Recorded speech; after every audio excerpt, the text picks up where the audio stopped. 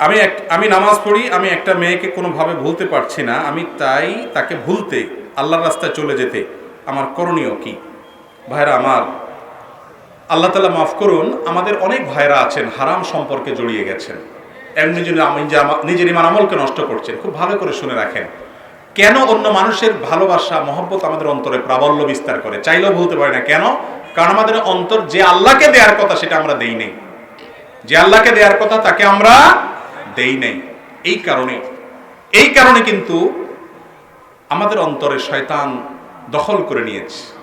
আল্লাহ বলেছেন ওয়াল্লাযীনা আমানু আশাদ্দু হুব্বান লিল্লাহ। আপনি যদি আখিরাতকে বিশ্বাস করেন, আপনি যদি বিশ্বাস করেন কিয়ামতে আল্লাহর সামনে দাঁড়াতে হবে, পুঙ্খানুপুঙ্খরূপে প্রতিটা কথার হিসাব দিতে হবে, কাজের হিসাব দিতে হবে, আপনার ভিতরে অন্য কারোর প্রতি ভালোবাসা আসবে না।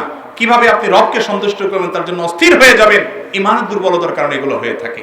যদি কেউ এরকম রোগে আক্রান্ত হন, তার কাজ হলো তার ইমানকে বৃদ্ধি করার চেষ্টা করা, কোরআনকে বুঝে পড়ার চেষ্টা করা। কোরআন যত বুঝে পড়বেন তত ইমান বাড়বে, আর ইমান যখন বাড়বে, আল্লাহ বলেছেন ওয়াল্লাযীনা আমানু আশাদ্দু হুব্বান লিল্লাহ, যারা ইমান এনেছে তারা সবচেয়ে কঠিন ভাবে ভালোবাসে শুধু আল্লাহকে। আল্লাহর মতো আর কাউকে এরকম ভালো তারা বাসে না। আল্লাহ ছাড়া অন্য কাউকে আপনি ভালোবাসছেন, কাকে ভালোবাসছেন? যাকে ভালোবাসছেন সে আল্লাহর সৃষ্টি। আল্লাহর সৃষ্টির জন্য যদি আপনি পাগল হয়ে যান, তাহলে স্রষ্টা আল্লাহ রাব্বুল আলামিনকে কত বেশি মহব্বত করা উচিত, ভালোবাসা উচিত, তার প্রতি কত বেশি ধাবিত হওয়া উচিত। এই জন্য শর্ট এবং সংক্ষিপ্ত পরামর্শ হলো কোরআন বুঝে পড়েন। কোরআন বুঝে পড়লে ইমান বাড়বে, আর ইমানের মিটার যত বাড়বে তত ইনশাআল্লাহ গায়রুল্লাহর মহব্বত, যে আল্লাহর মহব্বত অন্তরে আসবে।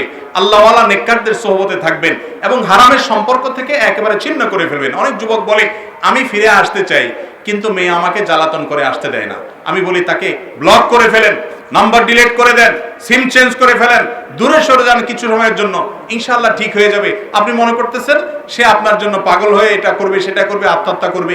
আল্লাহ মাফ করে, দু চারটা অ্যাক্সিডেন্ট ঘটে থাকে, সেরকম কিছু হলে তার অভিভাবককে জানিয়ে দেন, আপনি দায়িত্বমুক্ত হন। কিন্তু আপনি মনে রাখবেন আপনার ইমানকে আপনাকে বাঁচাতে হবে, আপনার আমল আপনাকে বাঁচাতে। আপনার কবরে আপনি যাবেন, ওই মেয়ে যাবে না। জবাবদিহি আপনাকে করতে হবে, সে করবে না। আপনার চরিত্রের জন্য আপনাকে জিজ্ঞাসা মুখোমুখি হতে হবে। আল্লাহ তাআলা আমাদের যুবকদের ইমানকে হেফাজত রাখার তৌফিক দান করুন। Follow, like, comment and share if you enjoyed this.